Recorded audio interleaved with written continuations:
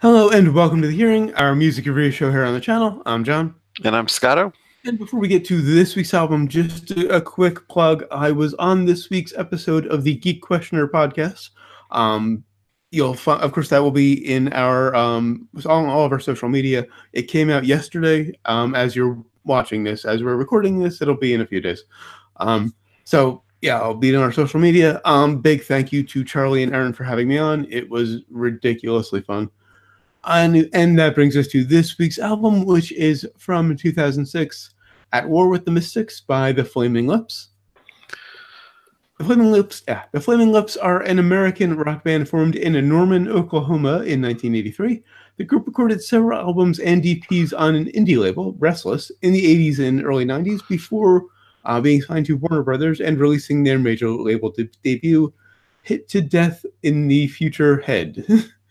Their titles are kind of insane. That was 92. They've received Enemy Magazine's Album of the Year, been nominated for a Brit Award, have won 3 Grammys. In 2002, they were placed on Q Magazine's list of the 50 bands you need to see before you die. I almost saw them too this summer. I just missed them.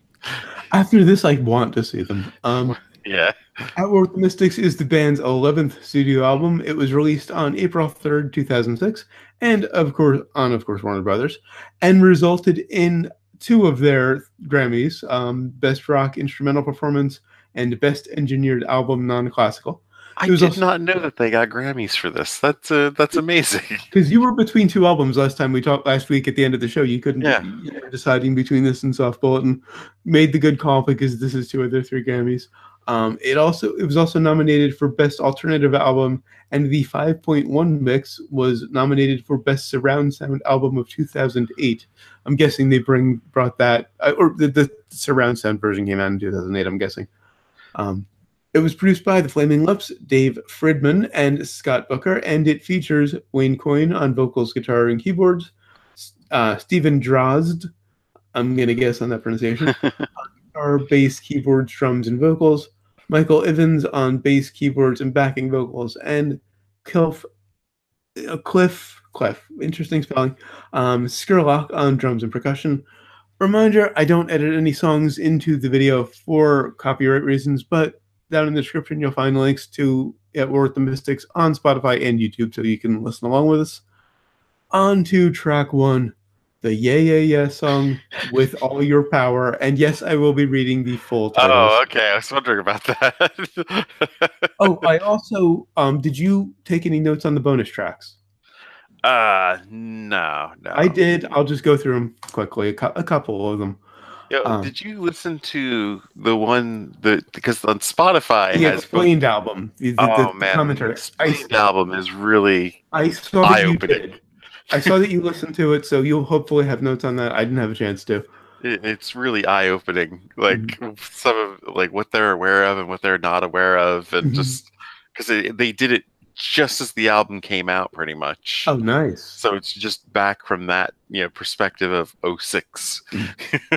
And the song starts with a bunch of very high-pitched voices saying yeah yeah yeah yeah yeah yeah yeah yeah yeah yeah yeah yeah. Like someone apparently asked them if they were doing a song about the yeah yeah yeahs who were just breaking at the time. Kind of friends of theirs. They actually did work with Karen O on.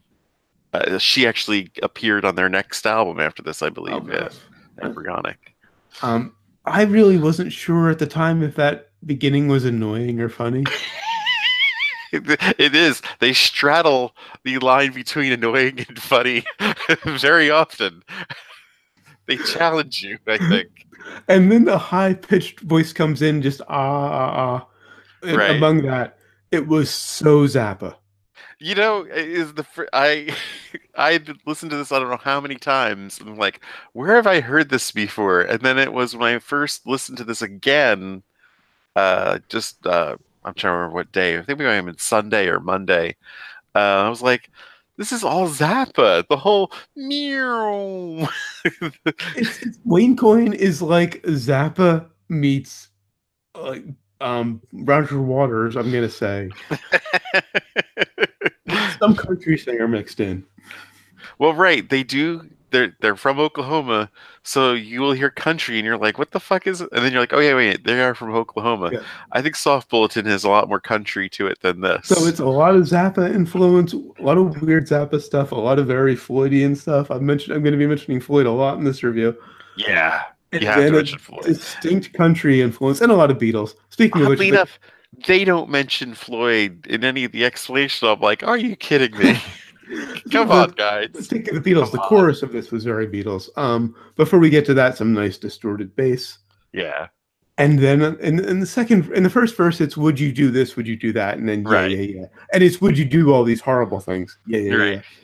Second verse, it's would you be benevolent and altruistic? No, no, no, no, no. And on the second one, you get this deep voice coming on the nose, and then are you crazy? Which I think is corny. Yeah, he does a little Frampton too with the Mhm. talking guitar thing. Yeah, I couldn't tell if that was a synth or a guitar with the voice box. I think it totally sounded like, It could have been, Frampton. it could have been a talk box, yeah, a guitar on a guitar. That part was really fun. I've heard this song three times so far. The first time I heard the album, and then there's an extended version at the end of the album as a bonus track. So I beat the two. After just listening to it three times, the song has been perpetually stuck in my head. It's kind of a holdover from Yoshimi, it sounds like to me. I think that's why they chose it as an introduction to the album, like the first song. Right, it's Like a this nice is where we bridge. just left off, and then later on there's more about where they're pushing ahead to. But it's one of my favorites. Coming from that perspective of I can't tell if it's annoying or funny, it ended up being one of my favorites on the album. On to track two, Free Radicals, a hallucination of the Christmas skeleton pleading with a suicide bomber. Where do they come up with these titles? LSD. Problem. Coin's falsetto on this was very unexpected. Oh, Because really? I should explain. Before this album, really the only songs I really knew of theirs were She Don't Use Jelly, Yeah. which was the first thing anybody heard from them, and Do You Realize, Yeah, I was which never a big was fan in the ridiculously 90s. overplayed. Yeah. I had heard a couple of songs. I think I just based on the title, I wanted to hear Yoshimi at one point, so I listened. I heard it once, but those two songs, Jelly and Do You Realize, are the only songs I really knew before this.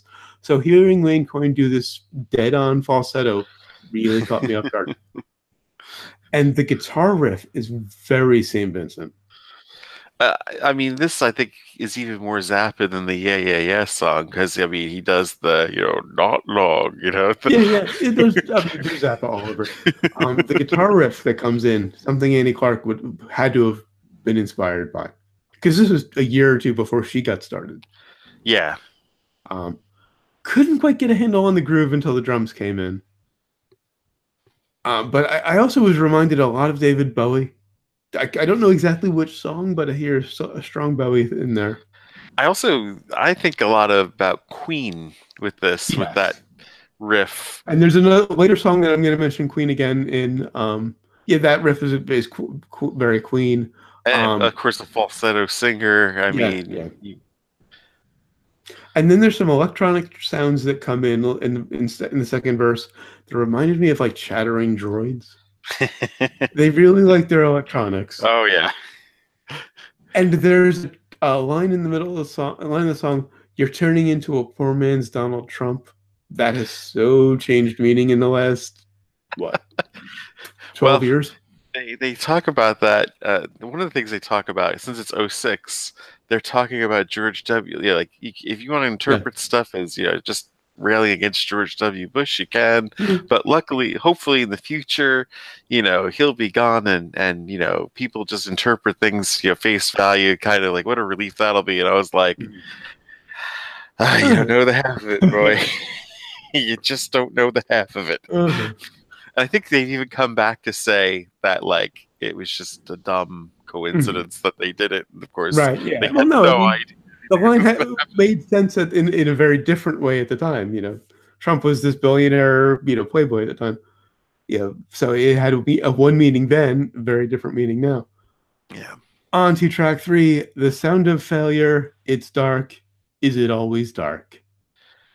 I think this Really? could be one of my all-time favorites, honestly. Okay. This had a really nice mellow opening, which was a surprise at this point Yes, because I was expecting the Sucker Punch again. you get these two space rock songs, Mhm. and then pretty much here for the next like three songs, Just really mellow and lush, very it's beautifully produced, very 70s. it's almost a Genesis, suite in itself, if you Reminds put the me of three Todd together. Rundgren. Actually, What? reminds me a lot of Todd Rundgren.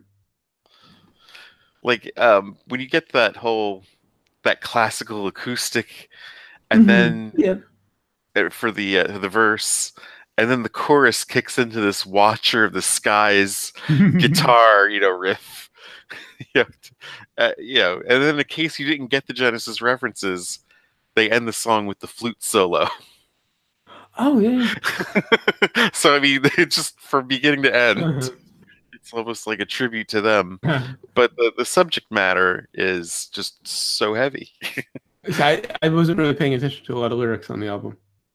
Well, it's always been about a young woman dying of cancer. Oh, wow. And you know what? I didn't get until listening to the explanation. Mm. It's from the point of view of the young girl's friend Oh, wow. getting over it. Oh, man. And it's like the sound of failure, and it's like, what does it mean to be dead? I mean, Mm. just and of course, it's dark. Is it always this dark? Just like, Oh, yeah, my. it's just life. You just got to live with it. Is kind of the answer at the end. Wow. And on that note, on to track four, My Cosmic Autumn Rebellion, the inner life as blazing shield of defiance and optimism as celestial spear of action. And it's I think it's a very much a Definitely companion a piece. companion piece. Sound of Again, failure. nice lush synthy opening. Yeah, Um, very Banks. this is the first time on the album that Coin's voice reminded me of She Don't Use Jelly. He kind Yeah, of goes back into that croaky kind of country thing.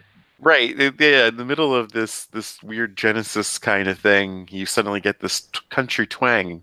They say autumn's a coming. And it's this country vocal with this lush pop ballad. And you thinking like, is he just putting this on? And you're like, no, wait a minute, no, he's really from Oklahoma. Yeah, You keep that's forgetting exactly that. what it is. It's just probably how he would talk. It's probably more natural for him, just because he looks very different. If you look at Wayne Coyne, you almost expect a British accent. Yes, very much. You do. You expect him to just talk like a Brit, and instead he's from Oklahoma. Yeah, yeah. But I said so. It's this lush pop ballad until the guitar solo comes in. And yeah, it just goes up into like what sounds like Mike Rutherford did on the Lamb, kind of with the Uh-huh. just that guitar Loud blast. guitar solo, and then this other extended on the instrumental section, extension on the instrumental section that just continues to get loud, and then they bring that in with the earlier arrangement. Right. It's nice mellow synths. And it's a affirmation. It's Mhm. they did say in the explanation, and of course I didn't think I really needed this because I thought it was pretty obvious for the album. Every song starts out with like a negative, and like and just down, and then it ends with on a positive. Oh wow, I really need to focus on the lyrics here. And so On that pretty listen. much it's it's just it's again it's Mhm. carrying on. Yeah. On to track five, "Vein of Stars." Again, the lush, mellow. It picks up a bit with the acoustic guitar and piano, Right. and it took me a while to notice the acoustic guitar is panned hard left, the piano is panned hard right, Okay. which is an interesting sound, and it seems like something that would seem out of place to me, but it just kind of works for the song because you've got all these synths in the middle. Yeah, I think they like have a whole bunch of things sampled in there. They were Mhm. saying that they have them playing the chords kind of. It's just this one crazy thing. And then the mood changes for the instrumental section, which I really have been struggling to try to describe. uh, yeah, Kind of rising and ethereal. It reminds me a bit of the guitar solo in Space Oddity. Yeah. but also some like 60s TV music, a little bit Well, like yeah, Bowie's a huge influence on these guys. They were mhm. accused of kind of ripping him off. Do you realize as a Yeah, ripoff of yeah. Space Oddity? But uh, And this really that's sounds like the solo in Space Oddity a bit. But yeah, I don't know how to describe that midsection, but it's really fascinating. and of course they were. I didn't pick this out, but the flutes, the flute loops that they did Mhm. here, they were going Well, the for flute's on Miles the next. Davis. Okay, because the flute really features on the next one. Speaking of which, on to track six, the wizard turns on the giant silver flashlight and puts on his werewolf moccasins. He said, "I think I could have just kept going with that title, like a whole Lord of the Rings, Yeah, yeah, yeah. story." And I love the wizard turns on dot dot dot Yes, the giant silver flashlight. they throw an instrumental in here. Yeah. And it starts with these odd sound effects, which are par for the course for them at this point. And the drums come in, and this one feels very Floyd. I was thinking more King Crimson, actually. Really, I get more because it's not really like there aren't a lot of tricks in this one. It's not really highly technical. Well, Even in something the like "I early days. Hear the Wind," Okay, yeah, they're kind of mellower stuff. I Yeah, hear a lot of the be the of time that it has a very time kind of groove, and the instrumental okay. right before that. I Um, love this is probably my favorite part of the explanations. This said this was like the newer sound they were pushing towards in the future. They describe it as Black Sabbath meets Herbie Hancock. because it I'm sounds to like, me it sounds that like works. Floyd. It sounds like Floyd, except there's a jazz flute in place of Gilmore's guitar. Yeah, And then as this speech synthesizer comes in, and then when the lead guitar finally does appear, it's properly prog. yeah, And Coyne is the only guitarist credited. No, no, Draws plays draws. guitar as well. Yeah. So yeah, some impressive David Gilmour impression there. There in a couple of spots. Oh yeah, Um, on to track seven. It overtakes me. The stars are so big. I am so small. Do I stand a chance? this is Begin. so Zappa. I see, the beginning was very Beatles for me. That counting 1, 2, 3, 4. I'm very reminded of Ringo there, and I love the. You can turn it up a little more, a little spoken part. A little Spinal Tap. Just some nice distorted bass. The drums were a very creative approach to the groove because it's not a straight groove. I mean, the song has a straight rhythm, but the drummer was doing something very creative with that. And I've realized why the bass stands out so much to me. I keep mentioning the bass. The guitars are usually panned, like hard right or hard Yeah. left rather, which really gives the bass some room, and it fits. This band loves their panning, because I think the band was involved with the engineering as well, and yeah, they love to push things to the side. Fortunately, they kept the kick snare and bass in the middle, and the lead vocal. Um, Speaking of vocals, and this is again where Queen, you mentioned Queen earlier. There's a flanged vocal on the right during the instrumental section that was very Queen. Yeah. Um, Yeah. Oh yeah. Yeah. Yeah. Okay. and then the bass vocal on the left, I loved kind of answering that. So I think they get a little Pink Floyd. Yeah, we're in like the second part of the Well, song because there's yes, two parts to this. because the song seems to end about halfway through. Right. Yeah. If you're not paying attention, you'll think a new song has begun entirely. But Mhm. no, it's actually they actually do fit together. And this is another word I'm going to be using a lot for this album, ethereal. A Yeah. nice like ethereal vocal, and then this slide guitar comes in that is very Floyd. And then it's kind of get like this. I was gonna say Hackett, but it might almost be Ant Phillips acoustic. Yeah, I mean, it gets very just down to earth at the end almost. and then just ends on these really creepy sound effects. Yeah. But I'm realizing I really like the high end of Coin's voice because he kind of sings this occasional high part in the Yeah. second half of the song. On to track eight, Mr. Ambulance Driver. This song really had to grow on me, but it's another one of my favorites now. It's I think more like a Steely Dan sort of thing. Yeah, yeah. I have countryish pop with sound effects. The voice clips at the beginning remind me a lot again of Floyd. Nice soft vocal. I don't have a lot to say about this one, but I just really like it.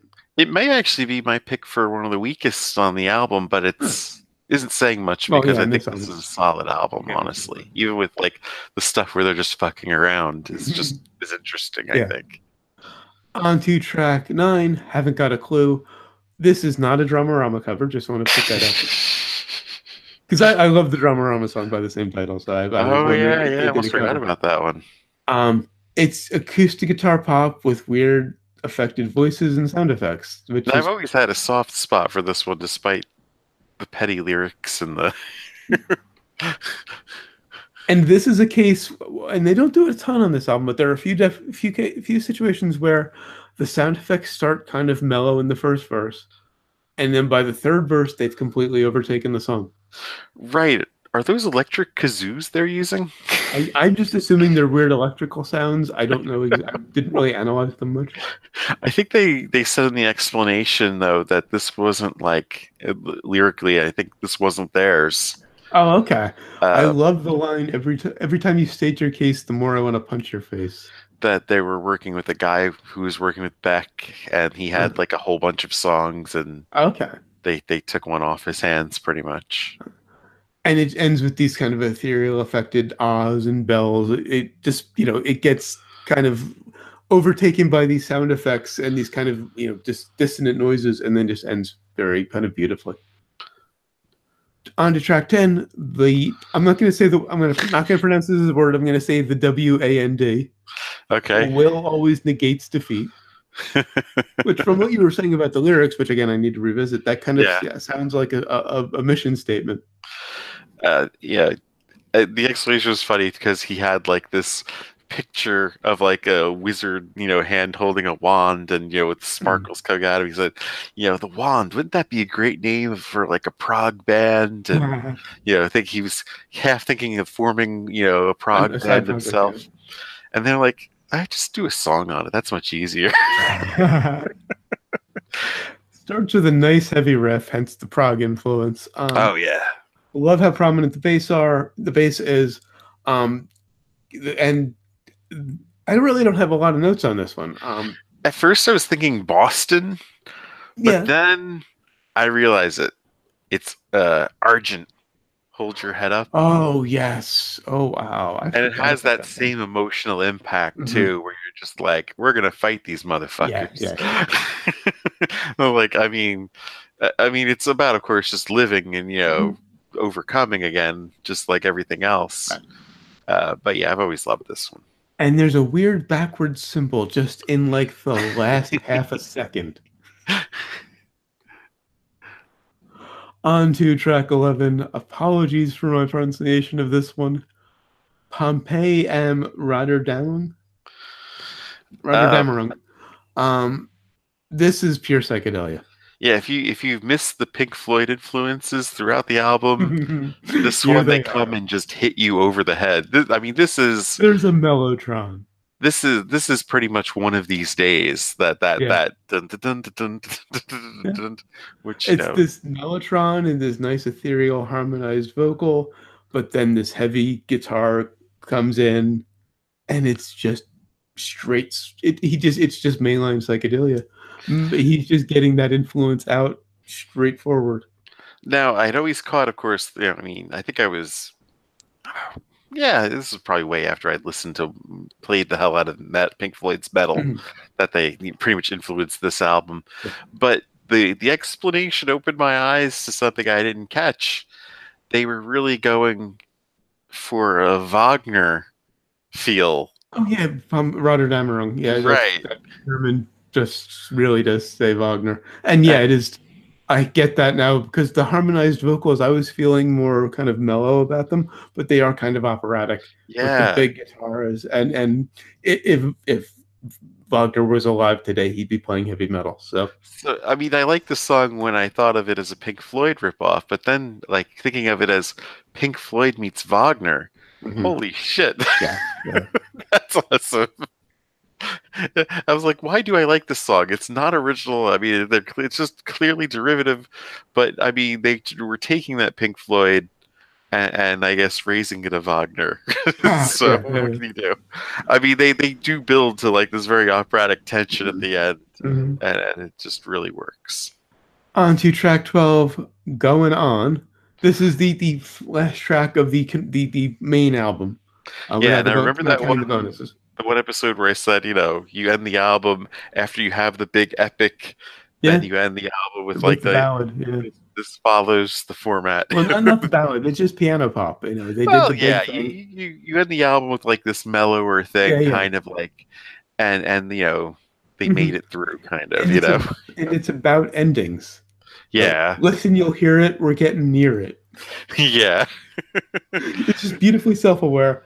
I loved the uh-huh I pan on the chorus. swear it's another Pink Floyd reference, from Animals. The Okay. stone, stone, stone, just like in the Yeah. background. Instead, they're saying home, Yeah. home, Well, no, home. yeah, and then it's just the just caught me because I think it reminded me of yeah, yeah, yeah a bit. Well, yeah, It's just a great bookend. that's so Zappa, isn't Yeah, yeah, yeah, absolutely. it? Um, Where he's kind of saying, "Yep, uh-huh." and I'm gonna go on with some notes about the couple of the bonus tracks, but I just on the last song, I have to put this out there. It's a country prog album. Yeah. Oh yeah. Yeah, I yeah. I mean, didn't think that was that's kind of possible. what the Flaming Lips were. Like the Soft Bulletin was even more country, but I guess it wasn't as quite as prog as this. Uh-huh, I think this was kind of their prog peak, and then like after this, they get way more electronic and weird, uh-huh. and and then after that, you can't even really recognize songs anymore, kind of I thing. I'm gonna have to do a deep dive into their catalog because Like I said, peaks and valleys, as I was explaining yes, off air yes. last week. We try to explain on there. Yeah, well, I mean, right. So, I mean, they're not a consistent band. This is like they're at this phase of prog rock, but they're pushing on to more experimental stuff after this. And I think right now, the last album they just put out, which was still pretty damn out there. I can't even pronounce the title of it, Oskli Melody or whatever. Where like the lead single had like Reggie Watt doing like this weird James Earl Jones impression voiceover Oh about my, oh my. unicorn shitting everywhere and stuff. I mean, it's just, I mean, that was So more down to earth though than the stuff that they were doing like between. They were really lost, I think, years before this because they were doing a lot of covers. I don't even know they just weren't writing anything. They covered Dark Side of the Moon and they covered Sergeant Pepper, which I mean, those albums already had been covered by Easy Star All right, Stars. Like and there's even an probably yeah, original thing to cover those albums. yeah. I mean, Like, granted, they had a lot more celebrities and stuff helping them out, like Rollins doing the, I have not gone mad part, the Dark Side of the Moon, and just among many others that joined them. now you know the band much better than I do. Does Coin pretty much run it, write everything, and is he like the main voice, or do the rest of the band have? Yeah, I think he's the main voice, and Steve Draws, helps him out Okay. a lot. Because I'm just trying to imagine, especially even just after this, but especially given what you just said, a Wayne Coyne solo album. I think Draws does a lot of the music side of it, Okay. actually, Okay. and Coyne does a lot of the lyrics and just working out I'm just trying to melodies. imagine what Coyne would do if he wasn't, in a band. I think Draws was saying that one of the things he likes to do is like he tunes the guitar in a really weird way. I think it might have been Vein of Stars Okay. where he had it like tuned into like this really weird F sharp sort of thing Hmm. and didn't tell anybody he did it. And Coyne just picked it up and started playing and just like trying to get Get a accustomed to handle where on the it. Yeah. fuck it was. And that's how he came up with that riff. And Oh there, yeah, because odd tunings can it leads you to doing things that you wouldn't normally do because your normal positions that you put your hands into don't sound the same. So things go in different directions, which is can lead to songs like that.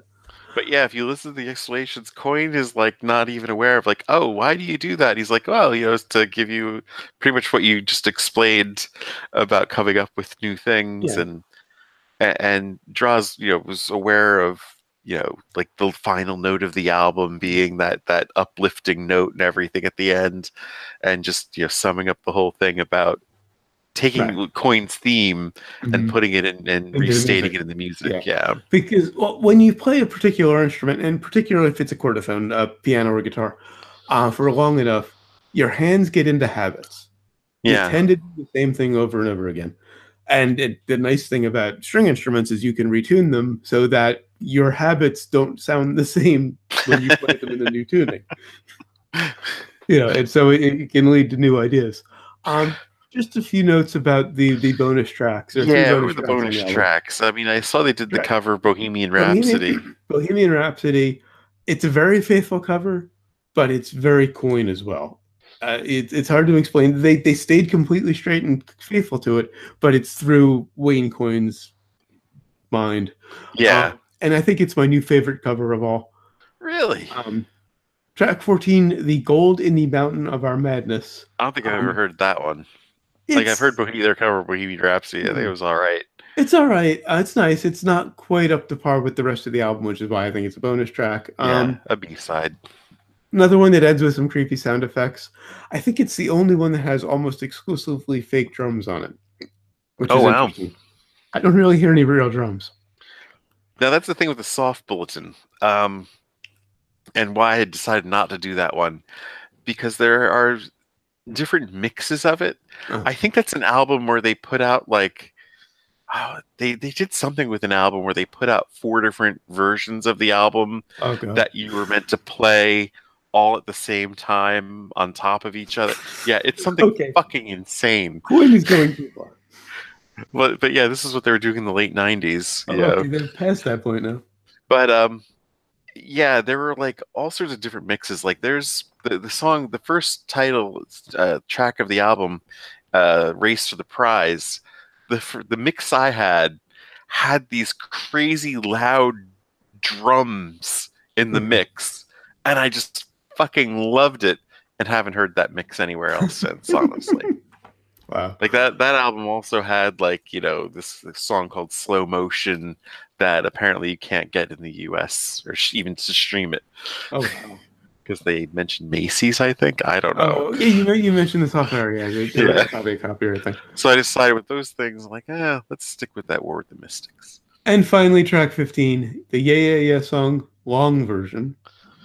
Is it just more of with all your It, powers? it's like double the length of the first track. Has I think a slightly longer lead in maybe. Um, and then there's this extended instrumental section. There's a sound effects solo. It's Sound effects solo. we've heard those before on albums. Yeah, it they just took this middle section to just completely go over the top with, and at the very end you hear somebody in the band say, "I quit. I didn't make it all the way through that." Oh yeah, that's how I thought how I the I original don't ends. does the short one end that way too? I thought Because it does. I don't think so. Because that caught me off guard. I almost fell down laughing when I heard him say, It's a very "Oh, Ringo Starr, I got is that blisters on my fingers yeah, thing. yeah, yeah." But on the long version of the Yeah Yeah Yeah song, it was funny. So, I mean, you picked this one, so obviously you recommend it. Yeah. Glad to hear you enjoyed it too. I had no idea what to expect going into this one, and no idea what to expect while I was listening to it. And that's a rare thing for me to say about an album, to not know where it's going. Where it's going, yeah, It's because just incredibly creative, beautifully produced. I gotta shout out the production a little more because it's oh yeah, amazing. everything Um, down to like the album art. Like yeah, if you look at it, like it's an old '70s kind of thing where they mhm, have yeah. the album title and then all the track listing and that on the cover like that. And it's just beautifully weird in spots and just far more listenable than it has any right to be. Yeah, Nothing this weird should be this listenable. this is where they caught lightning in a bottle, where they had the right balance of weird and listenability. And I think after this, they sort of the weirdness. And you mentioned their um, progression, and I was gonna chime in, I forgot. This is a band who started off basically as a wannabe replacements. Oh yeah, yeah, sort of. Oh, I don't know. You could have tossed them with Space Hog and all those other bands of the Mhm. time. There really wasn't much to say about them. They didn't really stand out when we Right. were playing. Right. We played this band in the early We '90s, and it played was their single "She Don't Use Jelly," and that's just country pop, a little bit all country alternative, very right. replacements with Yeah, some weird lyrics. That was really the only hint of where they were going was the lyrics. yeah. And then they get Prague, and then apparently with Blame Point. I will say this based on what you said. I'd have to check it out for myself. It seems like Wayne Coyne is slowly disappearing up his own ass. Well, I think he's come back a little bit. I think, Okay. I think as weird as this last album was, I think it's kind of returned to be more All right. listenable than the stuff they were doing before Mhm. this. Even though there's just some really crazy things on it. Yeah. And they've had this weird thing with what's her name? Miley Cyrus. Okay. Anybody else that would shock me and I would be confused. These guys, it makes sense. Like she does I think she sings part of Day in the Life Okay. on the Sergeant Pepper cover, which makes no fucking sense whatsoever. And I think with Wrecking Ball, she proves she really can sing. So, And you she know. sings one of the tracks at the end of the latest album of theirs, Mhm. "We a Family." Okay. Anybody else? Any alternative weird prog band or whatever you want to call them that would catch me off guard? She But they fits in with their it countryside, makes really. sense. Makes sense. People, myself included, we keep forgetting they are a country band in some way. They're Yeah. kind of like, well, with this much LSD, country on acid, you could say. Well, it's like I said, it's I'm gonna say given this the era of country, I'm gonna say Willie Nelson, Frank Zappa, and with Floyd, who is it that was it Waters who comes up with the kind of big spacey stuff,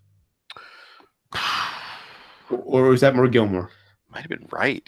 Right. Okay. So mix Willie Nelson, Frank Zappa, and Richard Wright. Well, because think about it, right? Would be all the electronics Yeah. and the True. True. sound True. effects and stuff Yeah. that, they really dig, you can tell. Yeah. It would probably is more Wrights. I mean, So Mr. yeah. Ambulance Driver is completely based off of a ambulance siren, Yeah. So and they yeah. admitted in It's the explanation too. it, But it was no news to me. I've right. heard Right. it. It's the beat It's of the ambulance insane siren. country prog, and it's a masterpiece. I'm really shocked. I'm gonna have to do a deep dive. Anyway, that is it for At War with the Mystics. If you enjoyed this video, please give it a like and subscribe if you haven't. Until next time, we'll be reviewing Spilt Milk by Jellyfish. On to some power pop after Cool. this insanity. Until then, always remember, never forget, wherever you go in life, there you There are. you are.